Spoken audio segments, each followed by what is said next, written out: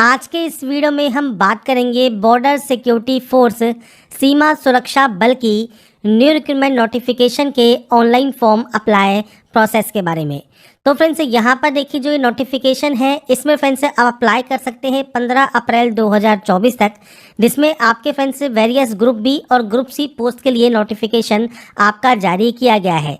और जो ये वैकेंसी है ये आपके बीएसएफ एयर विंग में और आपके इंजीनियरिंग सेटअप में आपके यहाँ पर जारी की गई है, जिसके लिए आपको ऑनलाइन आवेदन करना है। तो यहाँ पर देखिए फ्रेंड्स आपको अप्लाई करने के लिए अप्लाई हेयर का ऑप्शन मिलता है, पर आपको सबसे पहले रजिस्ट्रेशन करना होता है। तो देखिए आप यहाँ पर भी क्लिक कर सकते हैं, जिसके बाद फ्रेंड्स आपको यहाँ पर सबसे पहले रजिस्ट्रेशन करना होगा।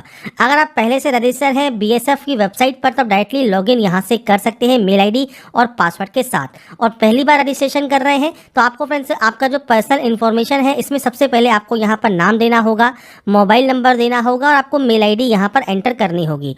इसके बाद आप जनरेट ओटीपी पर क्लिक करेंगे, आपके पास एक ओटीपी आएगी, वो ओटीपी आपको वेरीफाई करनी होगी। ओटीपी वेरीफाई करने के बाद ही आपका जो नेक्स्ट स्टेप है वो ओपन होगा। तो यहाँ पर फ्रेंड्स देखिए सैंपल के तौर पर मैंने यहाँ पर जानकारी पहले से फिलअप की हुई है। आप यहाँ पर जो जानकारी है वो चेक कर सकते हैं, आपको आपकी एक्चुअल जानकारी यहाँ पर एंटर करनी होगी। तो मैं आपको यहाँ पर डेमो के तौर पर शो कर रहा हूँ क्या क्या जानकारी आपको फिल करनी है। जैसे सबसे पहले आधार कार्ड आप सेलेक्ट करेंगे, आधार कार्ड का 12 डिजिट का नंबर आप देंगे। आईडी टाइप में passport, PAN card, driving licence, Aadhaar या वोटर आईडी कोई भी ऑप्शन को आप सेलेक्ट कर सकते हैं और उस आईडी का नंबर आपको देना होगा। इसके बाद है आपका डेट ऑफ बर्थ, तो आप इससे यहाँ पर जाएंगे और इस कैलेंडर के माध्यम से आपका जो भी डेट ऑफ बर्थ है वो आप सेलेक्ट कर लेंगे। आपका एज क्राइटेरिया काउंट होकर यहाँ पर आ जाएगा। नेशनलिटी आपको सेलेक्ट करनी है, आपका फादर नेम, मदर नेम आपको देना है। आपके शरीर पर कोई भी विजिबल आइडेंटिफिकेशन मार्क है आप उसकी जानकारी दे सकते हैं। आपका जेंडर क्या है वो आपको सेलेक्ट करना है, मैरिटल स्टेटस आपको सेलेक्ट करना होगा। इसके बाद डोमिसाइल डिटेल्स हैं, तो सबसे पहले डोमिसाइल सर्टिफिकेट आपके पास है तो आप यहाँ यस करेंगे। डोमिसाइल इशूइंग स्टेट कौन सा है, कहाँ से आपका मूल निवास प्रमाण पत्र जारी हुआ है और उसका सर्टिफिकेट नंबर क्या है। ऐसे ही फ्रेंड्स जो आपका रिलीजन है वो आपको सेलेक्ट करना होगा। कैटेगरी आपको सेलेक्ट करनी होगी, जनरल, एससी, एसटी, ओबीसी आप यहाँ पर दे सकते हैं।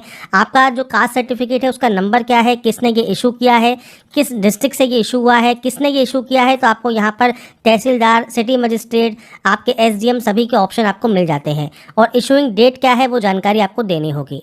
इसके बाद मोड ऑफ रिक्रूटमेंट में आपको फ्रेंड्स डायरेक्ट एंट्री सेलेक्ट करना है। अगर आप एक्स सर्विसमैन है, गवर्नमेंट एम्प्लॉई है या बीएसएफ डिपार्टमेंटल कैंडिडेट है तो आप सेलेक्ट कर सकते हैं, नहीं तो आप डायरेक्टली एंट्री जो है सेलेक्ट कर लेंगे। पीएच कैंडिडेट आप यहाँ पर जैसे नो करेंगे तो आपको सिर्फ नो का ही ऑप्शन मिलता है। एक्स सर्विसमैन में आपको नो का ऑप्शन मिलता है, डिपार्टमेंट में नो का ऑप्शन मिलता है। यहाँ पर ये नो का ऑप्शन आपको इसलिए मिला क्योंकि आपने डायरेक्ट एंट्री यहाँ पर सेलेक्ट किया है। अगर आप एक्स सर्विसमैन सेलेक्ट करते तो आपको यहाँ पर यस का ऑप्शन मिल जाता। तो यहाँ पर फ्रेंड्स ये ऑप्शन को आपके अकॉर्डिंग सेलेक्ट करने के बाद आप सेव एंड नेक्स्ट कर देंगे।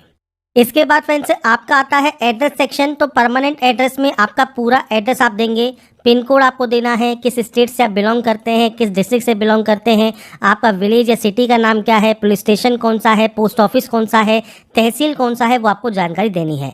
अगर आपका ये एड्रेस सेम है तो आप सेमस पर क्लिक कीजिए, अलग अलग है तो आप अलग अलग एंट्री करेंगे और उसके बाद सेव एंड नेक्स्ट कर देंगे। अगर आपके पास एनसीसी का सर्टिफिकेट है तो आप यस या नो कर सकते हैं। कोई स्पोर्ट्स अचीवमेंट है तो आप उसकी जानकारी दे सकते हैं।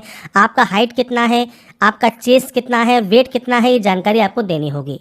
आपको कोई एग्जाम देने से मना किया गया है, नहीं किया गया है, आप यहाँ पर यस या नो करेंगे और उसके बाद सेव एंड नेक्स्ट यहाँ से आप कर देंगे। इसके बाद है क्वालिफिकेशन। अब क्वालिफिकेशन देखिए पहले से एंटर है, तो अगर आपको नया यहाँ पर जो है जानकारी फिल करनी है तो देखिए सबसे पहले है एसएससी। तो आप यहाँ पर हाई स्कूल मतलब 10th यहाँ पर सेलेक्ट करेंगे।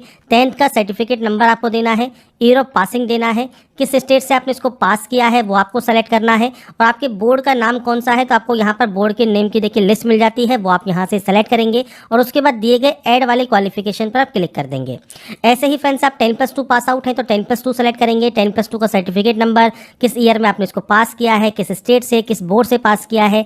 ऐसे ही फ्रेंड्स आपका पीजी डिप्लोमा है, पोस्ट ग्रेजुएट है, पीएचडी है, बीएड है, आईटीआई है तो आप सेम आईटीआई की जानकारी भी यहाँ पर फिल कर सकते हैं। तो ये आपका प्रोफाइल कंप्लीट हो रहा है, जब तक आप प्रोफाइल को कंप्लीट नहीं करेंगे आप इसमें आवेदन नहीं कर पाएंगे, इसलिए यहाँ पर ध्यान से आपको अपनी जानकारी को एंटर करना होगा।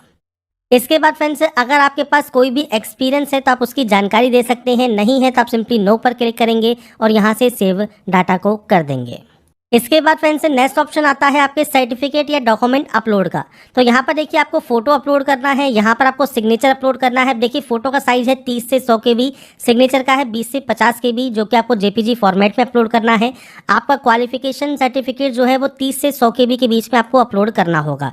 तो आपको यहाँ पर देखिए सबसे पहले 10 की मार्कशीट अपलोड करना है, आपका ITI का सर्टिफिकेट अपलोड करना है, 10+2 है तो 10+2 की जानकारी, आपका कास्ट सर्टिफिकेट आपको अपलोड करना होगा। आपका सर्टिफिकेट जो डिटेल्स है वो आपके जो सर्टिफिकेशन है आपकी मार्कशीट्स के, वो आप यहाँ पर दे सकते हैं। तो ये फ्रेंड्स आपके जितने भी डॉक्यूमेंट्स आपने अपने रजिस्ट्रेशन करते समय शो किए हैं वो सब आपको यहाँ पर अपलोड करने होंगे। तो ये फ्रेंड्स बेसिक आपके ऑप्शंस हैं जो कि आपको यहाँ पर अपलोड करने हैं। ब्राउज पर क्लिक कीजिए, फाइल को सेलेक्ट कीजिए, यहाँ पर अपलोड कीजिए। इसके बाद यहाँ से डिक्लेयर करने के बाद सेव एंड नेक्स्ट आप यहाँ से कर सकते हैं। इसके बाद फ्रेंड्स देखिए आपका जो प्रोफाइल है वो कंप्लीट हो गया है 100%। और इसके बाद आपको यहाँ पर एक लिंक मिलता है अप्लाई न्यू एडवर्टाइजमेंट का, आप इस पर क्लिक करेंगे। अब यहाँ पर देखिए जैसे आप ग्रुप सी या ग्रुप बी जो भी पोस्ट के लिए आवेदन करना चाहें आप आवेदन कर सकते हैं।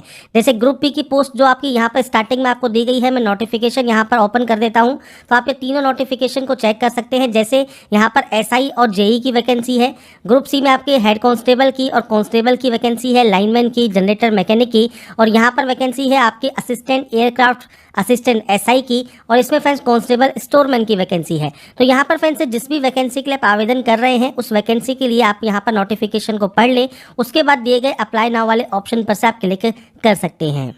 इसके बाद फ्रेंड्स यहाँ पर देखिए अब आपको अप्लाई करना है तो यहाँ पर सबसे पहले पोस्ट सिलेक्शन है। तो आपके अकॉर्डिंग जो भी ऑप्शन आपका एप्लीकेबल है आप उस ऑप्शन को सेलेक्ट कर सकते हैं।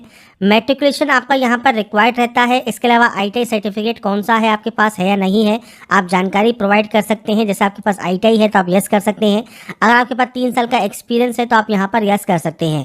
अब अप्लाई करने से पहले फ्रेंड्स एलिजिबिलिटी कंडीशंस आपको पता होनी चाहिए। तो आप नोटिफिकेशन को जब रीड आउट करेंगे तो यहाँ पर देखिए जैसे आप SI पोस्ट के लिए आवेदन कर रहे हैं तो आपके पास देखिए यहाँ पर जो भी क्वालिफिकेशन रिक्वायर्ड की गई है वो आपके पास होना जरूरी है।